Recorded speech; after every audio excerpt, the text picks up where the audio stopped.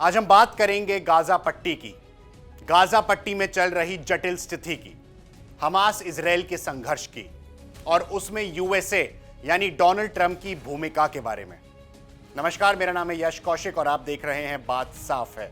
Benjamin Netanyahu जो Israel के leader हैं, उन्होंने कहा हम अमेरिका को प्रोटेक्टरेट नहीं मानते, सुरक्षा का फैसला हम करेंगे। इस दौरान अमेरिका के उपराष्ट्रपति यानी कि जेडी वैंस ने कहा कि इजराइल उनके लिए सहयोगी है, अधीन नहीं। इस बयान के पीछे है गाजा युद्ध के बाद की स्थिति, जिसमें अमेरिका एक अंतर्राष्ट्रीय सुरक्षा बल की तैनाती कर रहा है और उसकी बातें भी कर रहा है, और इजराइल चाहता है कि उसकी सुरक्षा नियंत्रण स्वयं करे, वो इंडिपेंडेंटली करे। बात करते हैं शुरुआत से। अक्टूबर 2023 को हमास ने इजराइल पर हमला किया था, जिसके बाद इजराइल ने गाजा में सैनिक एवं वायु अभियान बढ़ा दिए थे। इस संघर्ष में तब से भारी जनहानि, बुनियादी सुविधाओं का विघटन और अंतर्राष्ट्रीय दबाव देखा गया है।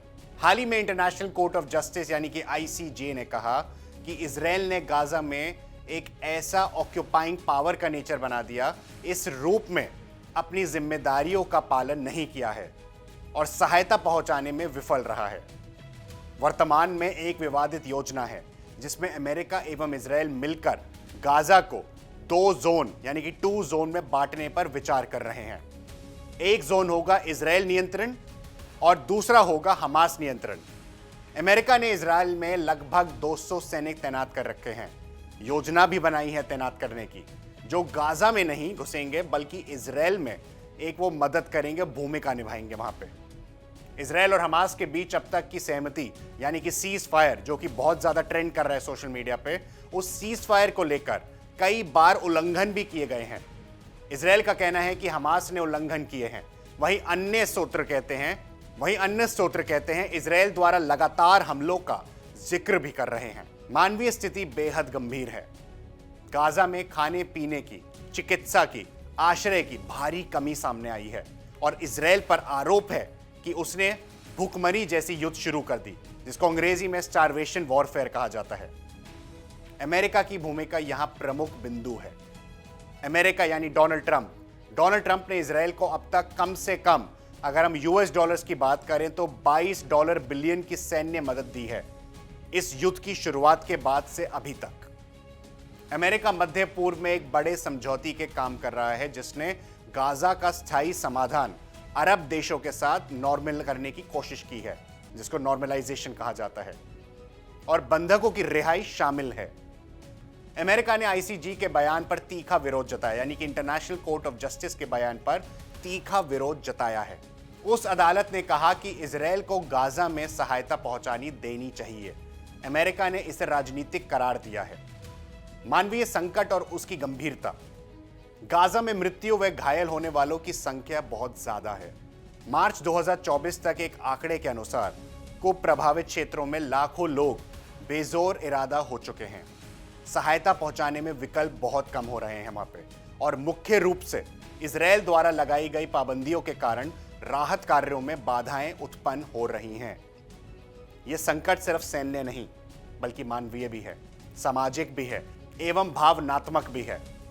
बच्चे, महिलाएं एवं बुजुर्गों की दुर्दशा बहुत बुरी है वहां पे। आगे का रास्ता और चुनौतियां क्या हैं? सबसे बड़ी चुनौती है सीज फायर को स्थायी बनाना, यानी कि सीज फायर अगर है तो वो कायम चले आगे तक, लेकिन वहां जमीन स्थिति बहुत जटिल है। इजराइल सुरक्षा चाहता है, हमास अपने अस्तित्व व भूमिका बचाना चाहता है। दोनों के अलग अलग यहां पे लक्ष्य हैं, दोनों के अलग अलग पॉइंट ऑफ व्यू हैं, लेकिन इसका रिजल्ट नहीं निकल रहा। गाजा की 2 जोन योजना पर आलोचनाएं हो रही हैं। कुछ ऐसे इजराइल द्वारा स्थायी कब्जा बनाने की चाल मान रहे हैं और कुछ इसको मानवीय राहत एवं पूर्ण निर्माण कैसे होगा उसका एक निष्पक्ष रिजल्ट भी निकालना चाहते हैं। इजराइल, हमास व अमेरिका के बीच भरोसे की कमी है, ये किसी को इसमें कोई क्वेश्चन या डाउट नहीं है। इंटरनेशनल कोर्ट ऑफ जस्टिस ने इजराइल को अपने दायित्व निभाने का निर्देश भी दिया है। भारत जैसे देशों के लिए क्या मतलब है? अगर एक इंटरनेशनल तरीके से देखें तो राजनीति में मध्य पूर्व का संतुलन बदल रहा है और भारत को भी इस बदलाव में ध्यान देने की जरूरत है। यानी कि डिप्लोमेसी की जरूरत है, यानी कि ह्यूमन राइट्स पे फोकस करने की जरूरत है और ह्यूमन राइट्स पे संतुलन रखना होगा। तो अगर बात करें, ये कहना ठीक होगा कि ये संघर्ष सिर्फ दो पक्षों के बीच नहीं बल्कि एक व्यापक अंतर्राष्ट्रीय और मानवीय समस्या है। इजराइल, हमास, यूएस तीनों के फैसले बहुत बड़े प्रभाव डाल रहे हैं, मगर प्रभावित हो रहे हैं आम नागरिक यानी कि नॉर्मल सिटीजन्स, जो विस्थापन, भूख, भय और अनिश्चितता में जी जाए। इजराइल, हमास, यूएसए तीनों के फैसले बहुत बड़े प्रभाव डाल रहे हैं, मगर प्रभावित कौन हो रहा है? आम नागरिक जो विस्थापन, भूख, भय में जी रहे हैं। हमारे लिए यह देखना जरूरी है कि कौन सी कारगुजारी मानवता को आगे लेके जाएगी और कौन सी हमें आगे की ओर नहीं ले जाती।